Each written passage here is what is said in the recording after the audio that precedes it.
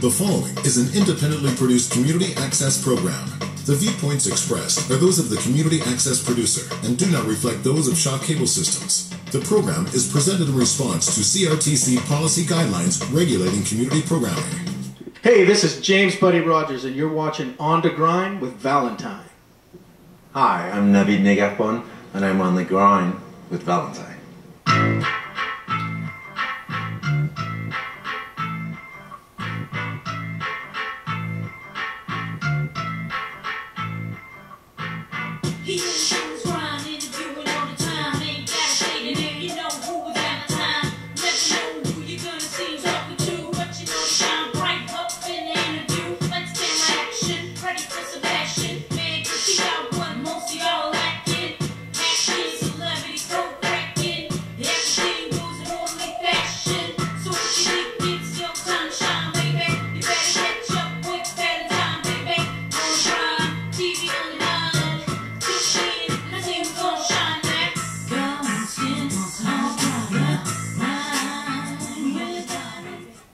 Yo, what's happening? It's your man Valentine, baby, coming from On the Grine. This is a show that's going to give you all the up-and-coming cats who are trying to make it to the next level. Then we sit down with the cats who have made it and ask them how hard the grind has been for them. On today's show, we got actor extraordinaire, my man, Navid Negahban. Then we got the blues. You know, if you got the blues, you're going to listen to my man. We got James Buddy Rogers in the building. Let's get on the grind, y'all.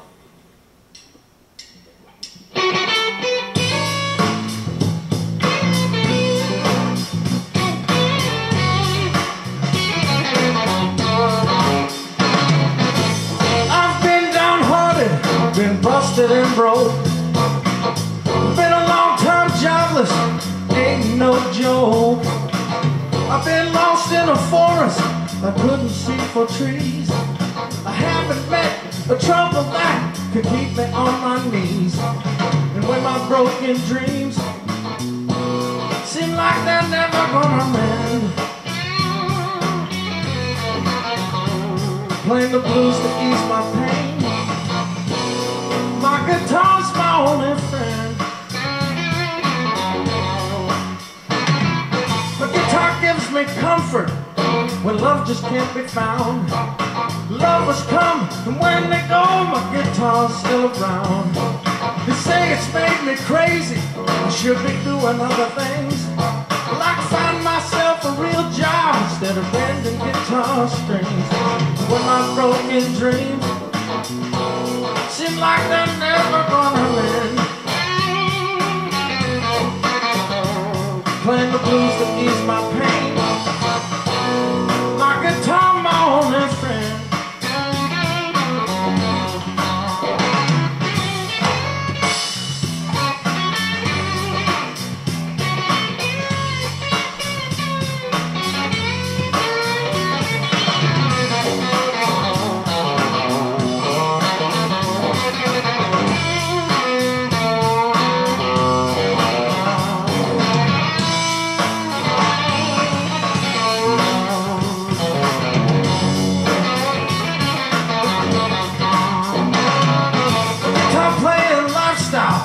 It's got me in this state.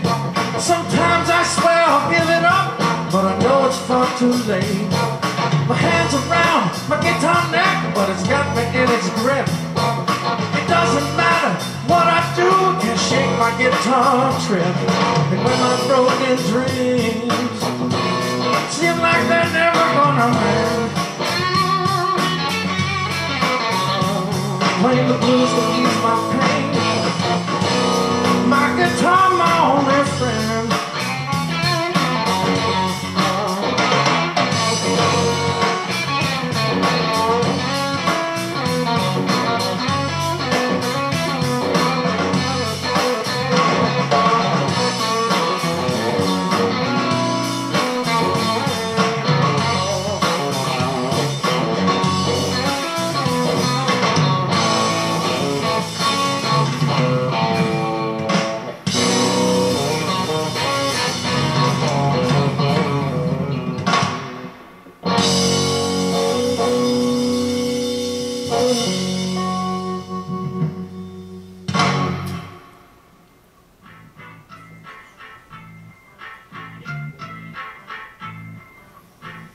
My man.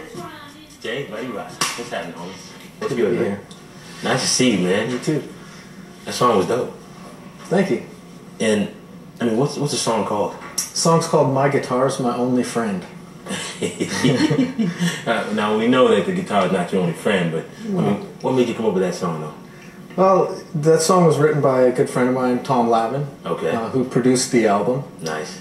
And, you know, it's, as a musician, you know, friends come and go, relationships can come and go. Yeah. And at the end of the day, the only thing left around is your guitar. That's what's been consistent. There you from go. Day one. And the album's called what? It's called My Guitar's My Only Friend. My Guitar is My Only Friend. Title track. That's the album right there, y'all. Now, how can we get it? You can go to my website, which is jamesbuddyrogers.com. It's on iTunes. It's, you know, if you Google my name, it'll come up. Okay. Now, I mean, what led you to the blues as a kid, though, man? As a kid, it was my dad was bringing home rock and roll records and blues records, and you know, naturally, that's just what I was hearing. And the '80s, growing up, that was the guitar decade, and I really got into the Stevie Ray Vaughan, the Jimi Hendrix, the B.B. King. You know, so that's what really drew me to the blues. As a guitarist, man, Stevie Ray, I love that dude. Yeah. Jimi Hendrix. There's just Absolutely. some of the stuff that, man, I mean, now, do you mirror yourself when you play the guitar after these cats, or did you just have to go out and you practice it, or did you watch them daily?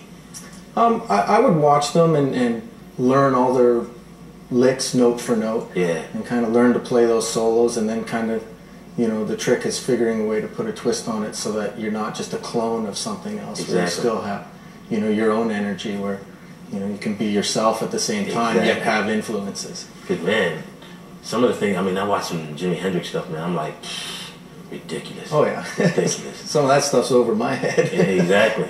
You know, but, I mean, that's, now you hear, Absolutely. you know, so, and did your dad inspire you to play the blues, though, man? Absolutely. He was my biggest supporter of playing music, and when I was 13 years old, he got a license from the Liquor Control Board to take me into bars, and that's when I started playing with guys like Jim Burns, Powder Blues, Tom Allen. Now, that's huge. You're 13. Yeah. I mean, what are you thinking when you're playing with these cats, man? It was crazy. You know, I stepped on the stage of the Commodore when I was, you know, about 13 or 14 years old, and was playing with Jerry Doucette. I used to do a rock thing where I was playing with like Trooper and you know, a lot of the rock bands and the rock clubs during the early '90s is when, you know, that was really big. That's crazy. Yeah. That's crazy. It was cool. Now, were your friends kind of unhappy that you playing for these adults instead of them? No, they actually thought it was pretty cool. Yeah. That a lot of my friends didn't play any instruments, and those that did were more into the Guns N' Roses, Van Halen thing. Right. But they thought it was pretty cool that I got to go into bars and strip clubs and play music when I was, you know, a teenager. Hey, man. How good is that? Yeah, it was. You know? It was fun as a teenager. And I'm not complaining. Your life was growing up was amazing. Yeah, absolutely. The things you must have seen. Yeah. But we'll get to that another time. But now, man, at 10, so you must have been committed to play the blues already, right? Or was there something else you wanted to play? I started out playing Richie Valens, Buddy Holly kind of music, and then, you know, by the time I was around 13 is when I really got into blues, and I was committed at that point. That's all I wanted to listen to and play. You know, I always say blues is the roots, the rest of the fruits, and, you know, everything comes from the blues, and that's where it is. I wanted to dissect it. You know? There you go. I like it. Now, I'm gonna get to the on the grind question, man, because I think we need to get to that. All the cats that are out there, they want to be you. They want to be James Buddy Rogers, but they're peddling CDs or DVDs or whatever they have out there, not getting no love from nobody. Their dad's not getting a liquor license for them to play in a club. I mean, what can you tell these cats, man, to inspire them to stay on the grind? I would just say nowadays, passion, determination, drive, just stick with it. You're going to have super hard times where you feel like quitting, and then you're going to have really good times. But if you just stay consistent, slow and steady wins the race. Hey, I'm telling you. Now, what kind of obstacles or sacrifices you have to give up, man? Lots. I, you know, go through a few relationships. I got a great wife now. Yeah. You know, I used to tour 10 months of the year, now I've got 3 kids, so I kind of stay a bit closer to home, and I'll fly to gigs instead of, you know, jumping in a bus or a van and, you know, driving from show to show and stuff. But, you know, relatively compared to some of the people I know, I've had it relatively easy, so I can't complain. Nice. Now, what makes a good blues artist, a great blues artist, man? Playing from the soul rather than being technical. A lot of people tend to dissect the theory of why one chord goes to another or a note works over another chord, where I've always focused on, you know, what sounds good. I don't care about the theory of it. You know, if you can just tune yourself in like a radio and just transmit, that's what people will relate to over the technical. Exactly. Now, when you finish, when you say you end all this, man, what do you want people to say about James Buddy Rogers, man? I just want people to enjoy the music at the end of the day, you know, like one of the songs on the album says, you know, you can keep the fame. You know, I've played clubs in venues where there's been 10,000 people. I've played where there's been 10 people. You know, if there's one person that likes it, then it's worth it. And it doesn't matter to me if I'm playing, you know, in a suburb of Vancouver or, you know, Austin, Texas, or Madison Square Gardens. It doesn't matter to me. Yeah. Now, what's the goal for you, though? I mean, let me ask you this. What's Buddy Rogers? I'm only calling you by your middle name, by the nickname now. James Buddy Rogers, what is your defining moment? My defining moment? There's been so many. The Buddy, I used to go by James Rogers, which is my name. My dad's name was Buddy. Okay. He passed away a few years ago, so to keep him the big part of it, as he helped me since I was a kid, you know, we took on the three names there. So that's where that came from. That's nice. Yeah, so it's a bit of a tribute for that. Okay. Now, what's next for you? Just keep grinding away at it. Yeah. You know, I'm on tour with Tom Lavin and the legendary Powder Blues. Okay. They're on their 35th anniversary tour, so I'm opening up a bunch of shows for them at various festivals across the country. Okay. The CD just this week won a Bluesy Award out of Florida for Best Blues CD in 2012. So it's going good, and you know, just moving up, keep the momentum going. Exactly. And have fun while I'm doing it. So what happens when you get the big Grammy nomination or something like that? What are you gonna do then? I don't want it to be any different.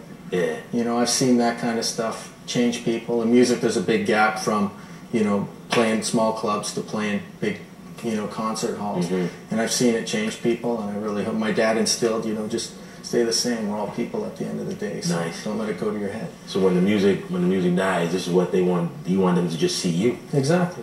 Nice. Yeah, I'll be playing music until I die. There you go. There you go. Man, I want to thank you for coming, man. Thanks for having me. Appreciate it. Oh, now, I know you got Twitter, Facebook. Yeah. People can get to you. Absolutely. Yeah, JamesBuddyRogers.com. It's got my Twitter, my Facebook. You can find me online. Okay. I'm always there. Man, this is my man, James Buddy Rogers, keeping it real with the blues. Next up, Navid Negahban. Thanks for coming through, man. Thanks, man. Definitely. Appreciate it.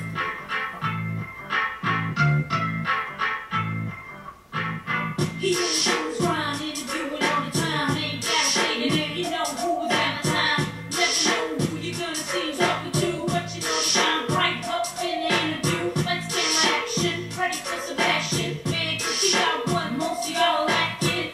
Acting, celebrity, pro cracking. Everything goes in orderly fashion. So if you think it's your time to shine, baby, you better catch up with that. Oh my God, look at that. Thank God she's a half a mile away. She's loaded, boys. You gotta get out of here. It's full of explosives. Oh no. No, get out of here. Vince! We're not gonna school. Please get these children out of here. That ship is gonna blow. No! Mr. Coleman. Hurry! We gotta get these people out of here. That ship is gonna blow. Train. What? People, get out of here. It's gonna blow up. Mission ship on fire. Stop train. Please, God, answer. Coleman, there's no time. The train's coming in towards Pier 6. I've got to warn him. Come on, Vince. Come on. There are 700 people aboard it. I've got to stop it. Come on. Acknowledge.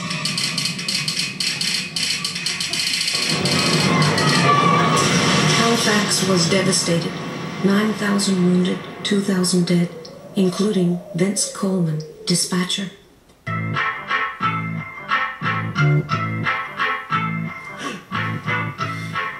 We are so back. This is my man, Navid Negahban, just like James, but only the opposite. Only the opposite. So, in my head, I'm thinking, man, I'm trying to think of all the things I've seen you on, and there's been a lot. So, what does it take to be getting all these parts? I think just to be open. Yeah. To be open, and to me, and each character, each role is just a new chapter, new day in my life. So you just keep going and just take whatever comes to you. Exactly. Now, you were born in Iran, right? Yes. And then you moved over to Germany. Why'd you switch from Iran to Germany? I mean, probably was better with the acting and theater, right? Yeah, I mean, I've always wanted to be an actor since I was a kid, and then after I got my high school diploma, I moved to.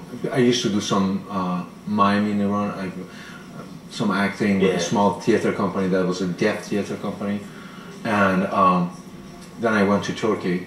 I lived in Turkey for a while. Yeah. And then from Turkey to Bulgaria, from Bulgaria to Germany, and then I started working. In Germany. I mean, I remember my first paycheck was 70 Deutschmark, which it was $35 when I got it. It was back in '80, it was 86, I think. And now the paychecks are a little bigger than $35. Oh no, trust me. Whatever is left is just the $35. Is it easier to be in theater than being in front of the camera?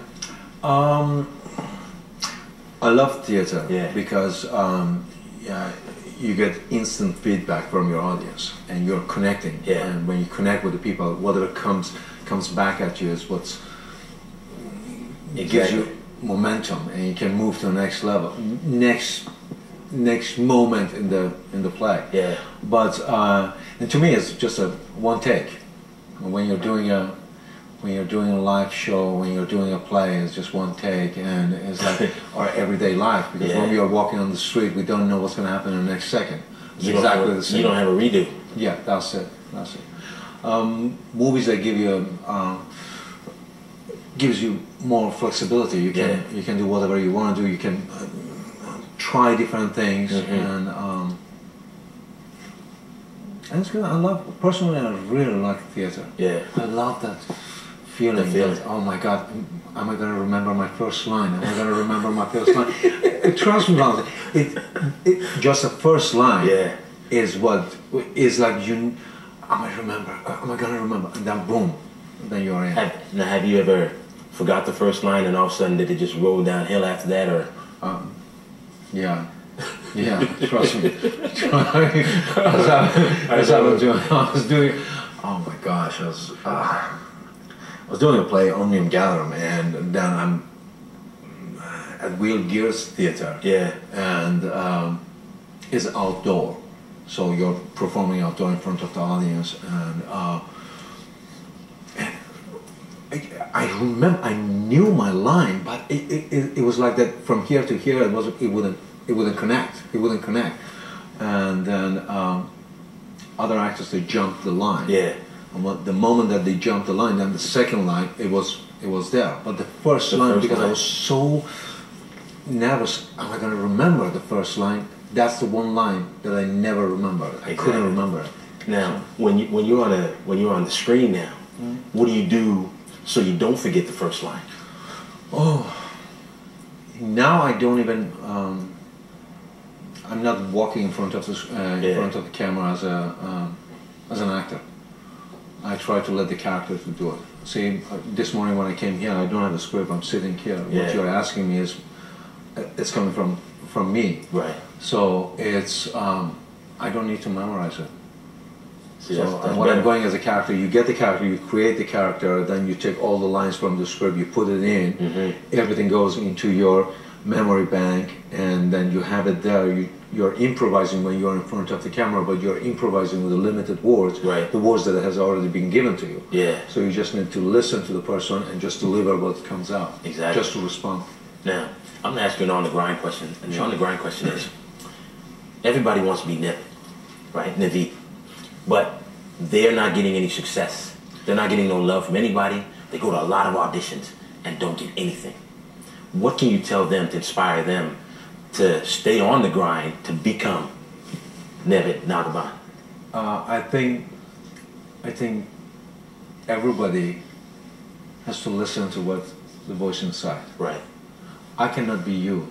You cannot be me. Mm-hmm. The only reason that I'm grateful, thank you, that I had some success was that I didn't want to copy anyone. Mm-hmm. I didn't want to be anybody else.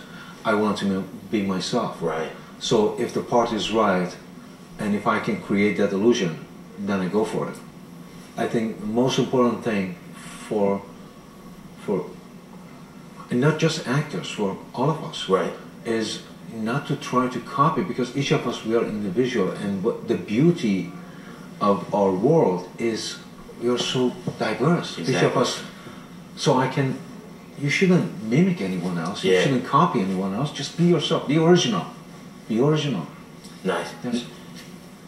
Homeland. We want to know how you got that part. I mean, because you've been on, CSI, the 24. Now you come into Homeland, and now you're a regular, right? Yes. So we're talking about the original. Yeah, being the original. It was a book reading. Yeah. And Howard Gordon was on the panel, and I was one of the guests.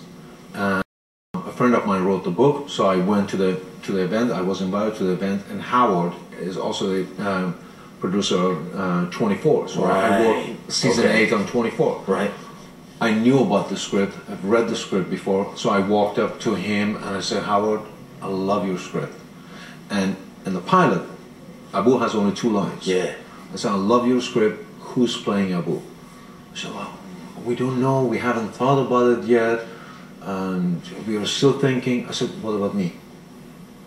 He said, "I can think about it. Well, let's see." And then 2 weeks later, he called me. I went for a meeting with Alex Gonza and Howard, and we're sitting in the room. And to me, when I read the script, I saw so much depth in the material, and I saw such a bravery in the subject matter, and so I have to be part of it. So we talked about it. I told them what I think of the character. They told me what they think of the character, and it was almost the same. It's history. Yeah. So that was it, and Abu was created on the pilot when I was shooting the pilot, because until then I was still trying to find a character. I didn't want the character as a human being who's being put in a situation and he's reacting to what's being done to him, or what he thinks that has been done to him. So now, did you have input in all that went into that character though, or did they just kind of write it in? No, literally, we were talking. I think we had some conversations. The writers are fantastic. Each of our writers, and they have their own style. So each of them, they have their own background. So they put everything together, and at the end, all of them together, they review the script. They gave me a bio. I had a short bio of the character, and then there are lots of other personalities online, similar personalities. So I went and I tried to read about them. All of them were very educated, very. Oh my gosh! Some of them they went to school in London. Some of them they went to school here. Each of them it's fascinating. That world is completely different than what we think of that world. Exactly. So I took the character as a stew. Abu is a stew, but if you've seen the pilot, at the end of the pilot, when I'm coming in and Brody's punching Walker, and then he breaks down. The moment that I took his head and I pulled him into my arms, and that was the moment that I was born. Nice. And And the rest is history. And now you're on. You getting ready to do another show. And this is with I think it's Clive Owen. I think. Yes, I'm here in Vancouver. We're shooting a project called Words and Pictures. Yeah. Fred Skipsey is directing it. Right. It's with Clive Owen, Juliette Binoche. Oh my gosh, we have fantastic actors in it. Amy Brennan is there. Brennan, she's gonna kill me. I'm misspelling it. Bruce Davison, and a beautiful cast, and we have tons of Canadian actors in it. Right. So it's the story takes place in a prep school. I'm playing the headmaster of the school. Okay. Clive is playing the English teacher, and Juliet plays the art teacher. Right. So there's some kind of dynamics in there. Yeah, it just. But I think the moral of the story, what I loved about the script is that very beautifully written. Mm-hmm. It's very sweet and gentle, but at the same time it taps into issues of bullying and disrespecting each other and not seeing each other. Right. Because sometimes we walk up and say, you know, my way is the way. Okay. So your way is the way, and then just understanding and respecting each other. Nice. I want to thank you for coming, man. Man, that was awesome. A pleasure. Thanks for having me. Hey, that was Thank awesome, you. man. Thank you so much. This is my man, Navid Negahban. And I want to thank my man, James Buddy Rogers, for coming through and putting it down for us. Facebook, Twitter. Navid Negahban, Twitter, Navid Negahban. There you go. Get at me. I'm your man, Valentine. If you think it's your time to shine, you need to get on the ground with your man, Valentine. Navid Negahban, James Buddy Rogers. We out.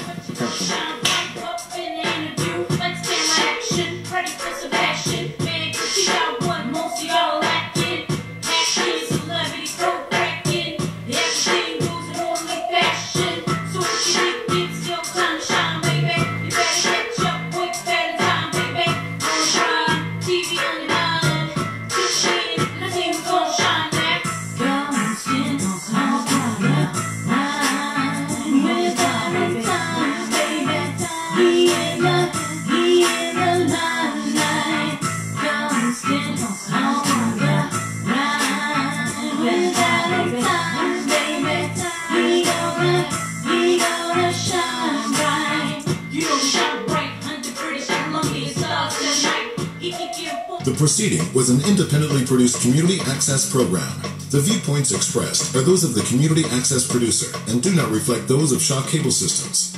The program is presented in response to CRTC policy guidelines regulating community programming.